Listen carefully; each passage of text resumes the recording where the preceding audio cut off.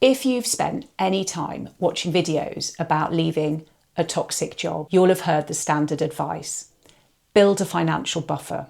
Get a new job offer first. Have 3 to 6 months' salary saved before you hand in your notice. And if your reaction to that is, well, that's all well and good in theory, but I genuinely can't afford to do that right now, then I've made today's video for you. Not just what to do when you can afford to leave, but when you can't afford to leave yet. We're going to look at why the financial trap is real and what it's costing you to stay. I'm also going to take a look at the legal entitlements that people in the UK have that you may not realise. And I'll also walk you through 5 practical steps to take, even if you've got no savings whatsoever. So let's crack on. I want to say something really clearly. If you're stuck in a toxic job because you can't afford to leave, that is not a failure of willpower or discipline or planning. That financial trap is real. But here's what many people don't factor in. Staying in a toxic workplace costs you money, not in some abstract way, but in many, many practical ways. Think about it. The therapy sessions that you're having to have because your confidence has been completely ground into the floor. The takeaway food that you're eating because you're too depleted to cook for yourself. The things that used to keep you well that you've completely stopped doing. The walks in the countryside, the catch-ups with friends, the hobbies. You're not doing any of these things now because you're running on empty by Wednesday or Thursday. Toxicity has a daily cost and it compounds. So when somebody says, build a 3-month buffer, what that might sound like is find money that you don't have while working in a place that is actively draining the money that you do have. That is not a practical plan. It sounds to me more like a puzzle that is really, really hard to figure out. And in this economy, with the cost of living where it is and the job market looking like it is and nothing looking like it's going to improve anytime soon, I get people commenting on my videos every day telling me what impossible conundrums they are struggling along in a job they hate, but no real prospect of moving. And it's not because they lack ambition or courage, it's because the maths doesn't add up yet. Now, most people only ever calculate the cost of leaving, the loss of that regular salary. They don't weigh up the cost of staying. So take a moment and think it through. If you're in a toxic workplace, you're probably paying for it in all kinds of ways. In health costs you wouldn't otherwise have. In performance that has dropped, not because you're any less capable, but because you cannot think in an environment like that. This all means that you're less visible for opportunities, you're less likely to get promoted, and you're less likely to get a pay rise. And the element that I think matters most is the cost in your own confidence. Toxic workplaces erode confidence like nothing else. And when your confidence drops, your behaviour changes. You apply for fewer roles. You undersell yourself in interviews. You accept a lower paid role because part of you has started to believe that that's all you're worth. So the cost of staying isn't zero. The cost may be less visible, but it's real. And it adds up to more than most people realise. I've worked with people who are earning reasonable money in a toxic role, but they're losing more in the invisible costs, the health costs, the opportunity costs, and the confidence costs. In fact, they were going backwards for every month they stayed. Now, none of that makes the maths any easier overnight, but it does change the question you need to ask yourself. It's not just, can I afford to leave, but it's also, can I afford to keep staying? Now, this is the section I most want you to pay attention to because it covers some options that exist which you may not realise that you're entitled to. They're legal, they're legitimate, so I want to make sure you understand them. Now, if your workplace is affecting your mental health, and if you're watching this video, there's a reasonable chance it is, and many, many people share their experiences in the comments to my videos, you are entitled to take sick leave for mental ill health, anxiety, stress, burnout, whatever you want to name it, whatever you're experiencing. That is not skiving, and we need to get away from the notion that it is. It is a medical need, so go to see your GP. Tell them what's going on. Get it documented. Even a few weeks of paid sick leave will give you breathing space to help you figure out what's next. A bit of time to think clearly and start planning properly. Some of the people I've worked with have needed months, legitimately and with their GP's support, because what was going on in their workplace was making them genuinely ill.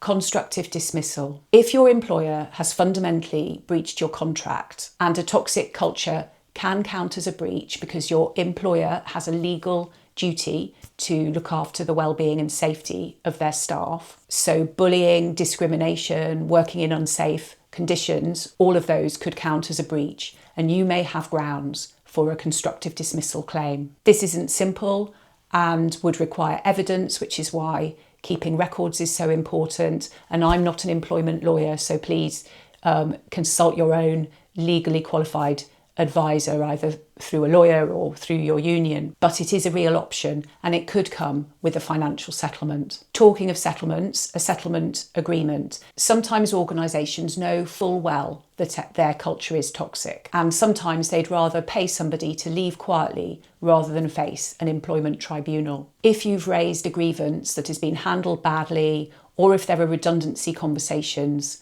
going on, a settlement agreement is possible. You can sometimes access legal advice through your union or through ACAS. Sometimes your employer will even pay for it, and this happens more often than you might think. Voluntary redundancy. Now, if your organisation is restructuring, don't wait to be told that you might be at risk. Put your hand up proactively if you really want to get out. The financial cushion that might come with a redundancy payment may make your exit possible in a way that it wasn't before. Plus, it's also a straightforward explanation that you can give for why you left your previous employer to a future employer. None of these routes is quick or easy, but they are real and they are worth looking into, and most people don't necessarily know about them or think that they apply to them. If you're outside the UK, do look at the legal situation in the country where you're employed to see what would apply for you. The employment laws may well be different where you are, but for UK viewers, I'll link in the description to this video to some resources which might come in useful. But what if none of these legal routes apply? What if you have no buffer, no redundancy on the horizon, and nothing to work with?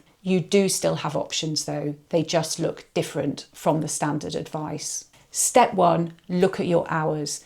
Even if you can reduce your hours just temporarily, it might give you a bit of space and time to think through what you want to do next. Maybe you buy yourself a day a week for a few weeks just to recover, rest, recalibrate, think. Of course, you'd lose some income temporarily, but you'd gain some time, some mental capacity, and both of those matter. In this country, every employee has the right to request flexible working. Your employer can refuse, but they have to give you a business reason as to why they've refused. And frankly, how they respond to your legitimate request will tell you something useful about the culture. Step 2, use every free resource that you can find. This is not the time for paid courses necessarily. This is the time for LinkedIn Learning if your organisation has a licence, free webinars, for reconnecting with your professional network. None of those cost money, and all of them could move you closer to the door. Step 3, start a strategic, quiet job search. Not a desperate one,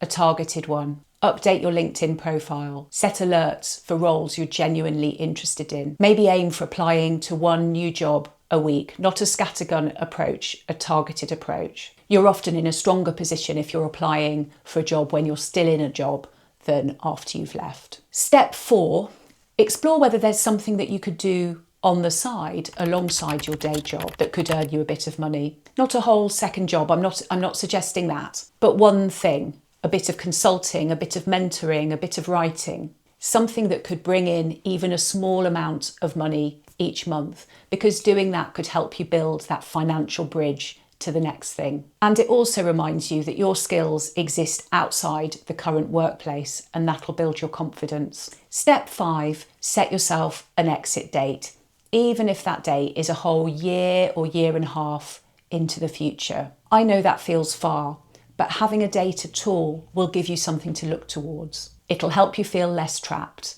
and it'll help you feel like you've got more agency over your future. Here's a little story from my own experience. When I left that charity chief exec job back in 2019, I did have a bit of savings, but not enough to feel safe and secure. I had no idea what was going to come next. I had a plan in my head about what my consultancy was going to look like, but no clients, and losing that monthly pay packet felt quite scary. But what I did have when I resigned was a line in the sand, something to work towards, something concrete. And I was taking charge of my own destiny. In the background, I started talking to my friends and contacts about what I was planning to do. And in the end, I did win some client work shortly after I left that employment. And that consultancy work didn't replace my income immediately, but it did remind me that I had options, and it also taught me that I had value outside that previous role, that I wasn't just my job title, I wasn't just the thing that I'd been before, that I had something to offer the world at large. So it was the right thing to do, not because I had a perfect plan, I certainly didn't, because it helped me, but it helped me get moving, and it helped me into the future and helped me into the person that you see before you today. Something I don't see talked about enough. Obviously, the financial trap is real. I've just spent however long talking about it. But there is something else that keeps people stuck. And it's not the money. It's the story that they start telling themselves when they think that the money makes things impossible. It goes like this, round and round.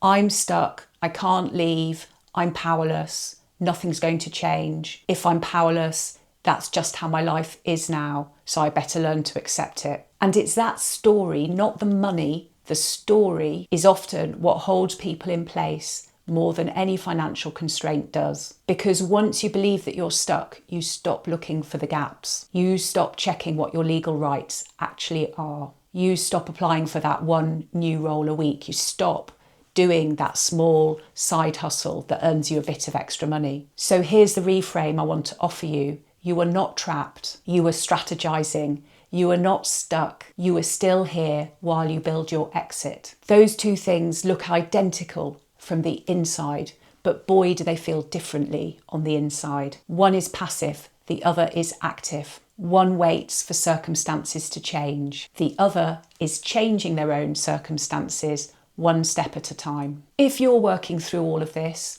my Should I Stay or Should I Go workbook might be of use to help you think through the different elements of this decision making. It walks you through the calculation I talked about earlier, and the link is in the description. And if you're working through all of this and you want to work through it one-to-one with me, then the link to book one-to-one coaching is in the description too. I look forward to hearing from you. If you're new here, my name's Lucy. I post every week on toxic workplaces and how to survive them and build a fulfilling career. I'm so glad that you found this video. I hope you found it helpful. All the very best with whatever comes next. See you next week.